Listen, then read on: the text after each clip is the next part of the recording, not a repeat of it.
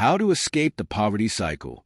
As the World Vision International estimates, 9.2% of the world population is living in extreme poverty. And as reported by the UN Development Program, 1.3 billion people live in a situation of multidimensional poverty, where they are deprived in terms of fundamentals such as healthy food, housing, and health care. Those statistics lead us to the key aspect of my video, which I call the poverty cycle. So, what's the poverty cycle, and more importantly, how can you escape it? World Vision Canada defines the poverty cycle as a situation whereby an individual comes from a poor family. In part, it is a context in which a family has been deprived of essentials for 3 generations or more. Children in a poverty cycle lack access to health care, good nutrition, safe water, and basic education. Generally, children fall victim to the poverty trap via different routes. Some are just born into a family that has been poor for generations, and we call that generational poverty. For others, it results from a tough situation like a loss or an economic crisis. But call it brutal. Some kids end up captives of generational and situational poverty. That's the case with George Soros, the Hungarian-American investor. Soros was born into a poor Hungarian family and survived the German occupation at the hands of Adolf Hitler. He would, however, against all odds, break the Bank of England for short-selling $10 billion worth of sterling pounds and make $1 billion profit in a day. As you guessed, Soros is now a billionaire, and I'll talk about the key he used to escape the poverty cycle in the next part. So, yes, you can escape the poverty cycle. All of them, WhatsApp co-founder Jan Koum, talk show host Oprah Winfrey, and former Starbucks chairman Howard Schultz, chose to break the poverty cycle and are now multimillionaires. So, how did they do it? That's in the next part of this video. But before then, if you're new here, consider subscribing to this channel to continue receiving great videos like this. Now, let me talk about 5 keys to escaping the poverty cycle. Number 1. Obtain a good education.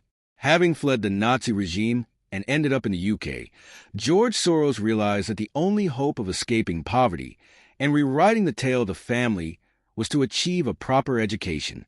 And he went on to study at the London School of Economics. Notably, George Soros worked odd jobs, even as a waiter, in order to learn the way through studying. After graduation, Soros showed an interest in the banking world and found several merchant positions before having enough to start his hedge fund. The guy is now known as the man who broke the Bank of England, as I mentioned, and is currently worth $8.6 billion. According to World Vision International, 80% of adults age 15 years and above living in extreme poverty have only basic education or none at all. Not surprisingly, if you are going to overturn your circumstances and break free from the cycle of generational poverty, then you need to get an education.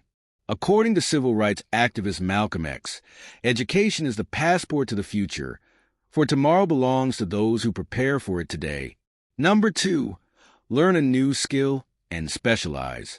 The next crucial step on the path out of poverty is acquiring a skill and truly mastering the skill. It may be an as-of-yet unrecognized skill or talent, which you have but have not used to any great extent. A perfect example is WhatsApp co-founder Jan Koum. What strikes me in the story is that Koum wasn't rich or average. Quite the contrary. He grew up poor in Kiev, and at 16, he accompanied his mother to the United States for green pastures, only to sweep floors for survival. They were even homeless at some point prior to getting an apartment through government assistance. However, due to his computer skill, he got an infrastructure engineer job at Yahoo, and the end result was the creation of WhatsApp. What an incredible story. So, learn a skill. The great thing about learning is they can't take it from you, writes American songwriter and record maker B.B. King. Number 3, change your financial mindset. Yes, your family has probably lived in poverty for generations, and some are even labeling it a curse. However, who said that you also have to live in poverty all of your life? Maybe you lack the training and ability to secure a job. However, Who told you that you are a lost one for not possessing either one of them? The moment you switch from the negativity and start inviting good, wealthy thoughts, you start breaking the biggest chain, and that's mental slavery. Ask yourself, how much do I have right now? How can I make good use of it? What wrong money beliefs do I have? That's how you start changing your financial mindset, and before you know it, you'll start thinking like a wealthy and successful person. Number 4, prepare to sacrifice. Escaping poverty is not a walk in the park. It takes a lot of sacrifices. Just ask Larry Ellison. The Oracle founder grew up poor in Chicago. Due to financial hardship, his unmarried mother passed him up to her relative to raise him as her own. Ellison also quit college twice and had to work for a living. He would, though, forego his rest and time to study computers. Remarkable skill made him drive the world's biggest database software, Oracle, and he is now worth billions of dollars. Ellison can now afford to collect jets and luxury cars and has an excellent real estate portfolio, something he wouldn't have dreamed about when growing up. There is none who does it better than 8-time Ballon d'Or recipient and World Cup winner Lionel Messi. The small Argentinian football genius says, "You have to fight in order to achieve your dreams. You have to sacrifice and work hard for it."